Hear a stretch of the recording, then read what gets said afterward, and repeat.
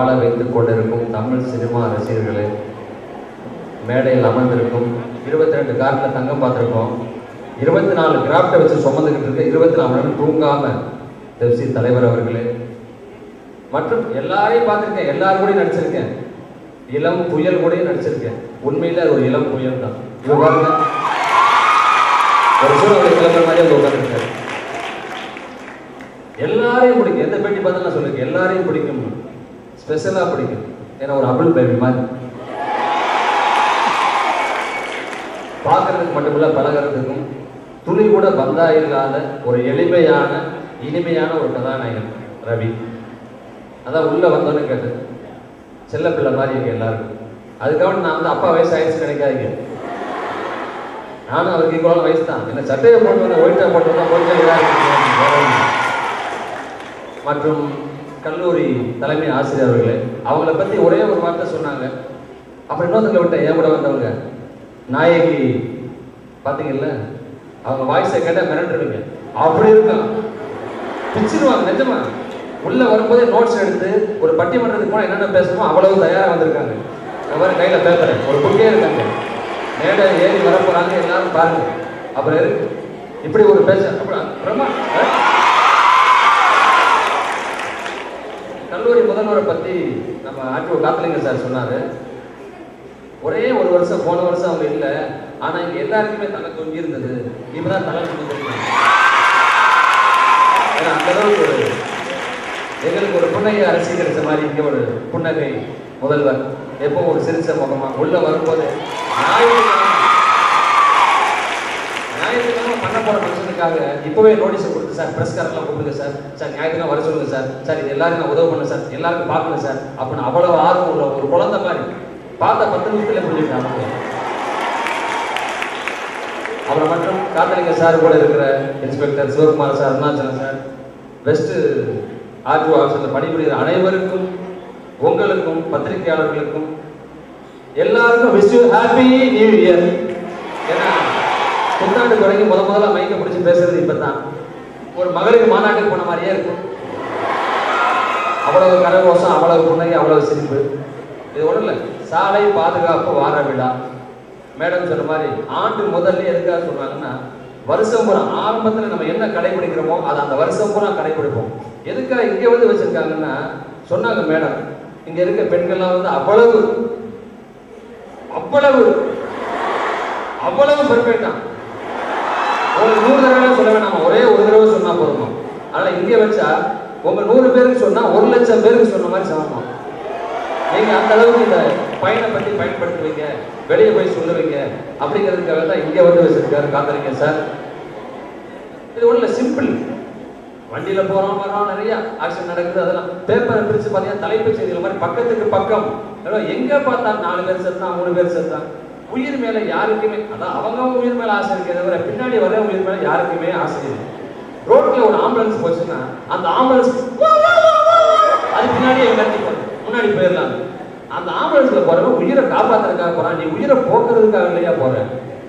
Ambulance விரட்டியே போறோம். அம்பத்தூர் போறேன்னு ஆற்காடு போயிடும், இதுன்னு ஆற்காடு போட்டுருக்கு.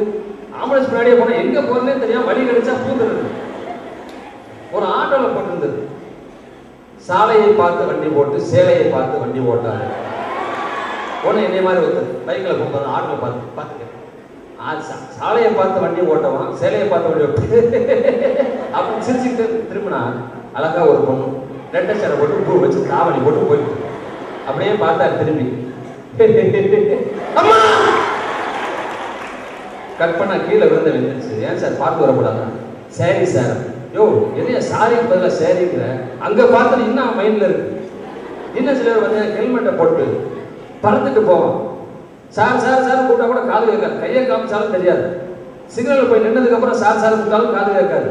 அப்புறமா இறங்கி போய் ஒரு வீட்டுல டோரை தட்டி உள்ள போகணும், அந்த மாதிரி ஹெல்மெட்டை போய் சார் அப்படின்னு தட்டினதுக்கு அப்புறம் ஹெல்மெட்டை திறக்கிறான். திறந்தா இந்திரன்ல கூட அவர் இன்ஸ்ட்ருமெண்ட் யூஸ் பண்ணிருக்க மாட்டார் ரஜினி சார். மண்டபம்னா வயரா இருக்கு, காதுல ஒண்ணு, வாயில ஒண்ணு, மூக்குல ஒண்ணு, அங்கங்க வயர், எப்பவுமே என்னென்னமோ வயரை வச்சு கேட்டுக்கிட்டு இருக்காரு. என்னடான்னு பார்த்தா ஹெல்மெட் போட்டிருக்காரு தவிர ஆனா கான்சியஸ் பூரா வந்து இதுக்குள்ளதான் இருக்கு, வயருக்குள்ளேயும் போனுக்குள்ளேயும் தான் இருக்கு. அது எதுக்கு? புதுசா வண்டி வாங்குறீங்க, ஆர்டிஓ நிப்பாட்டுறீங்க, அவர் நம்பர் தர்றதுக்குள்ள வண்டியை பார்த்தீங்க எப்படி, வண்டியை பார்த்து சைடு ஸ்டாண்டை போட்டு வச்சிருப்பாரு.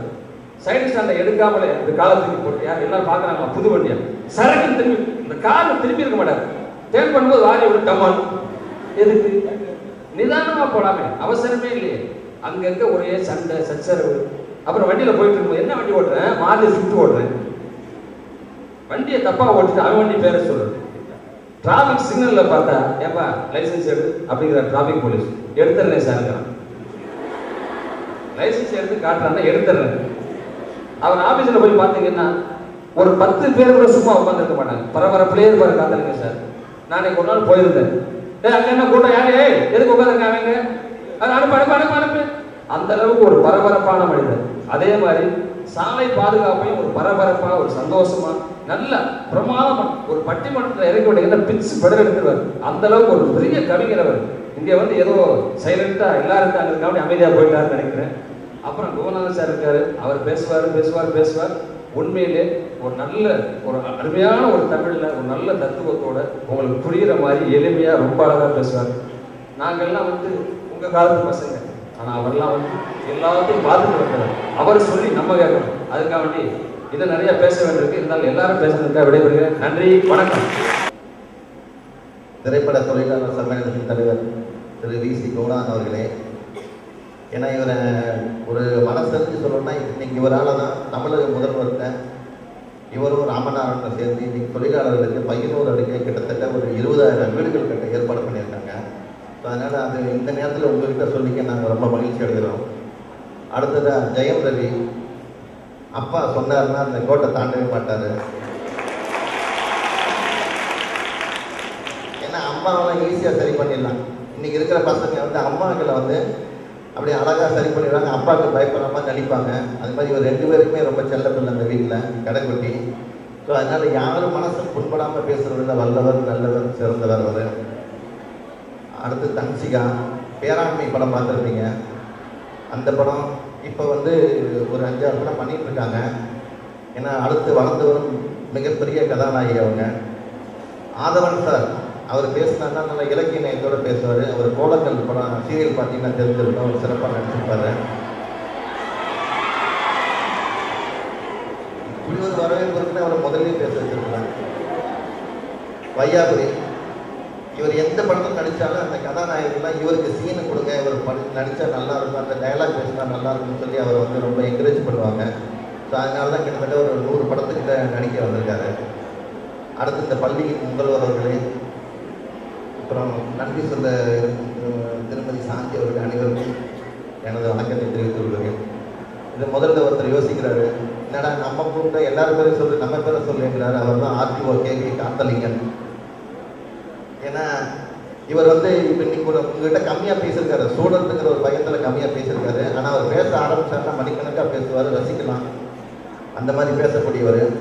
அப்புறம் அந்த ஆர்டிஓ ஆஃபீஸில் இருக்கிற அத்தனை பேருமே ஒரே மாதிரி ஒர்க் பண்ணுறவங்க, யாருக்கும் அங்கே காலதாமதமே இருக்காது. ஏன்னா நான் கிட்டத்தட்ட ஒரு வாரம் அந்த ஆர்டிஓ ஆஃபீஸ் போயிட்டு டோட்டலாக இவங்க என்னென்னலாம் பண்ணிட்டு இருக்காங்க. ஏன்னா ISO தர சான்றிதழ் பெற்றிருக்காங்க இந்தியாவில் அந்த ஆர்டிஓ ஆஃபீஸ் வந்து. ஸோ இவங்க வந்து ஒரு கூட்டு முயற்சியாக எல்லாருமே சேர்ந்து அவர் பின்னாடி அணிவகுத்துன்னு இவங்க செய்கிறதுனால அரசாங்கத்துக்கு நல்ல பேர் கிடைச்சிட்ருக்கு. ஏன்னா இதெல்லாம் சொல்லிட்டு இருக்கும்போது ஒரு சின்ன ஒரு ஜோக் மட்டும் கூட சொல்லிடுறேன். ஒரு ஜூவில் புலி வந்து ஒருத்தனை போட்டு அடிச்சிருச்சு, நீங்கள் பேப்பரில் பார்த்துருப்பீங்க. இந்த குரங்கு கேட்டுச்சான், ஏன்டா அவனை அடித்த அப்படின்னு அடித்தான். பின்ன என்ன அந்த பரதேசி ரொம்ப நேரமாக என்ன 3 மணி நேரம் பார்த்துட்டு இருந்துட்டு பெரிய பூனை நல்லா இருக்கு அப்படின்னா கோவம் வந்துருச்சு அதான் அடித்தேன் அப்படின்னு. எதுக்கு சொல்றேன்னா நம்ம ரோட்டில் போயிட்டு இருக்கும்போது இந்த சின்ன 2 வீலரில் போயிட்டு இருக்க என்ன பண்ணுவாங்கன்னா திடீர்னு குறுக்க வந்துட்டு பஸ்ஸுக்காரனையும் லாரிக்காரனையும் பார்த்துட்டு பார்த்து போகக்கூடாதா அப்படின்னாங்க. அவன் லேசாக ஒரு உரசினாலே நம்ம போய் கீழே விழுந்து அடுத்து சங்கு தான். ஆனால் அவங்ககிட்ட போய் முறைக்கிறது எதுக்குன்னா இந்த இவங்க இந்த ஆர்டிஓ ஆஃபீஸில் பார்த்தீங்கன்னா வருஷம் இந்த சாலை பாதுகாப்பு வாரம் நடத்திட்டு இருக்காங்க. அவங்க நடத்துறதுங்கிறதுல நம்ம தெளிவாக இருக்கணும். ஏன்னா நம்மளோட உயிருக்கு நம்ம தான் பாதுகாப்பு. அந்த ரூல்ஸ் அண்ட் ரெகுலேஷனை ஃபாலோ பண்ணாலே நம்ம வந்து நிறைய ஆக்சிடென்ட்டை ரோட்டில் தடுக்கலாம். இப்போ ஒரு வையாபுரி சொன்ன மாதிரி சாலையை பார்த்து செல் சேலையை பார்த்து செல் அப்படின்னு சொல்லுவாங்க சொன்னார். எல்லாம் சுடிதார் தான். கட்டதெல்லாம் ஒரு 50 வயசுக்கு பிரிச்சுட்டாங்க இப்போ. அதனால பசங்க ரொம்ப ஏக்கத்தில் அடைஞ்சிட்டு இருக்காங்க.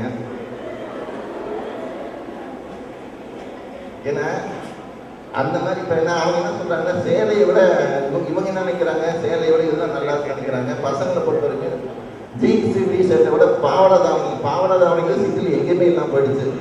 அதெல்லாம் யாருமே கட்டுறதில்லை. ஏன்னா அது வந்து நம்ம கலாச்சாரத்தோட பாரம்பரியமான உடை அது. இந்த சாலை பாதுகாப்பு சமீபத்தில் பார்த்தீங்கன்னா இப்போ சபரி. ஸோ அதனால நீங்களும் இதெல்லாம் கடைப்பிடிங்க. என்னை விட அதிகமாக இங்கே பெரியவங்களாம் பேச இருக்கிறாங்க. ஜெயம் ரவி, கோகுநாத் சார், கதாநாயகி நன்சிகெல்லாம் பேச போகிறாங்க. இன்னும் இன்ட்ரெஸ்டிங்காக பேசுவாங்க. ஒரே ஒரு சொல்லிட்டு முடிச்சுக்கிறேன். ஒரு பொண்ணு நைட்டியோட நின்றுட்டு இருந்தா, பையன் கேட்டான். பையன் அந்த பொண்ணை பார்த்து சொல்கிறான், அன்பே நீ நைட்டி போட்ட ரோஜா அப்படின்னா, அப்போ நீ நான் அதை அவுத்து போட ராஜான்னா.